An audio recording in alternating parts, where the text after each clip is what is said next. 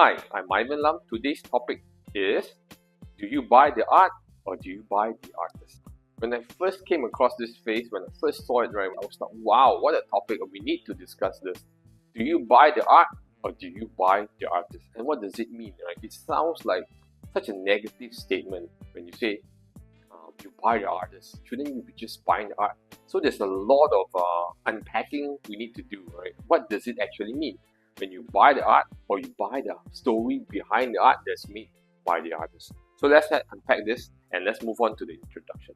Okay, let's start with the art first. When you look at a piece of painting, sculpture, print, photography, in whatever art form, there's not much story about the artist that creates it, unless the artist is superhuman.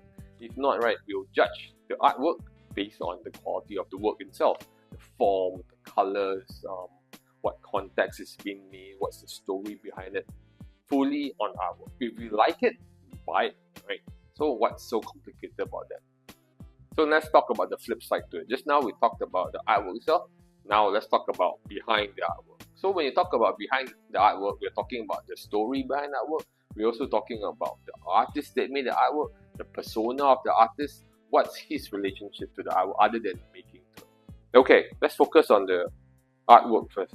I think when people gravitate towards a certain piece of work, right, it's very emotional, it's very responsive, and also very reaction. And we are, especially me, I think, we are all very visual creatures. So when we see something, right, it's a very quick judgment to it. Either we like it or we don't. And if we would delve further into it, we would think about why do I like the certain artwork and why don't I like that artwork. So we have this pros and cons right in our head. And all these are being made using elements and principles of design to attract our eyeballs, to get us to take out our wallet and to actually purchase the work. Okay, so that's pretty much straightforward, I think. So, but it gets a bit complicated when if you know the artist beforehand, you will have your own baggage about who the artist is, what's his background story, and how does he make the artwork. So all this comes into play. So in a nutshell, both of them are kind of interrelated.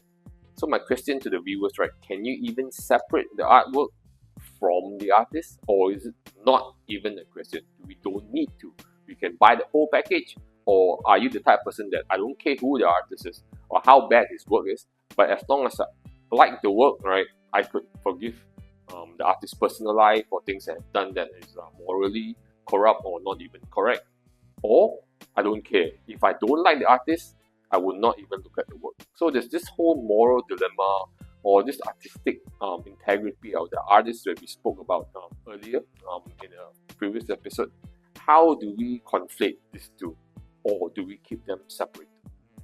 So when the next time we look at artwork or thinking about purchasing an artwork, is it the artwork or is it the artist? No both.